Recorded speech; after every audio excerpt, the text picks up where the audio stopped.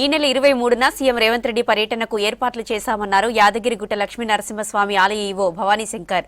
100 కోట్లతో చేపట్టే అభివృద్ధి పనులకు సీఎం రేవంత్ రెడ్డి శంకుస్థాపన చేస్తారని చెప్పారు. వేద పాఠశాలతో పాటు కొండపైన కళ్యాణ మండపం, ప్రధానాలయ వాయువ్య దిశలో మెట్ల మార్గం, కొండ క్రింద నుండి కొండపైకి వెళ్లే మెట్ల మార్గానికి పైకప్పు, దీక్షపరుల భవనానికి భూమి పూజ చేస్తారన్నారు. కంచి పీఠాధిపతి విజయేంద్ర సరస్వతి పర్యవేక్షణలో కార్యక్రమం జరుగుతుందన్నారు ఆలయ ఈవో భవానీ శంకర్. రేపే స్వామీజీ గుట్టకు వస్తారని చెప్పారు.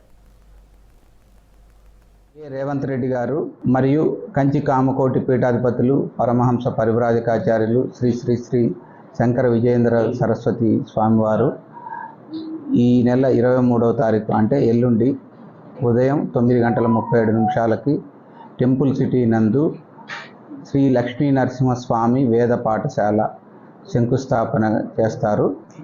దాంతోపాటుగా స్వామివారి కళ్యాణ మండపం, రెండవది దీక్షాపరుల సదనం, మూడవది వైకుంఠ ద్వారం నుంచి పై వరకు గల మెట్లకి పైన కప్పు నిర్మించడం, నాలుగవది ఈ వాయువ్య దిశలో మాడ వీధులకి మెట్ల మార్గం నిర్మించడం.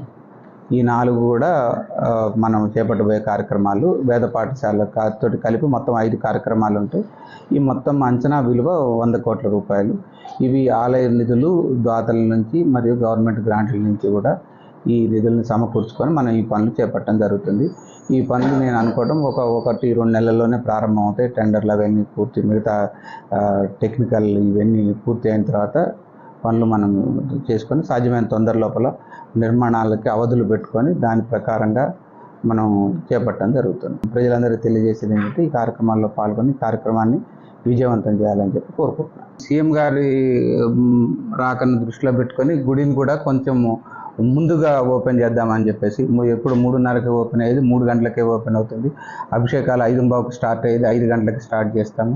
అట్లా కొన్ని పూజలను కూడా కొంత ముందుకు జరిపి భక్తులకి అయినా కూడా భక్తులకు కొంచెం స్వల్ప సౌకర్యం కలిగే అవకాశం ఉంటుంది. కాబట్టి వేసవి ఎండ కూడా ఎక్కువ ఉంది కాబట్టి భక్తులకి ప్రత్యేకంగా వారి దృష్టికి తీసుకొస్తుంది. భక్తుల దృష్టికి కొంచెం తగు జాగ్రత్తలు తీసుకోవాలని చెప్పేసి, కొంచెం ఏమన్నా స్వల్ప అసౌకర్యం కలిగినా కూడా దేవస్థానాన్ని దృష్టిలో పెట్టుకొని మనం సర్దుకుపోవాలని చెప్పి విజ్ఞప్తి చేస్తాం. 4-4:30 ప్రాంతంలో నరసింహస్వామి వారి గుడికి వెళ్ళడం, దేవాలయానికి వెళ్ళడం జరుగుతుంది. అక్కడ ప్రత్యేక పూజలు నిర్వహిస్తారు.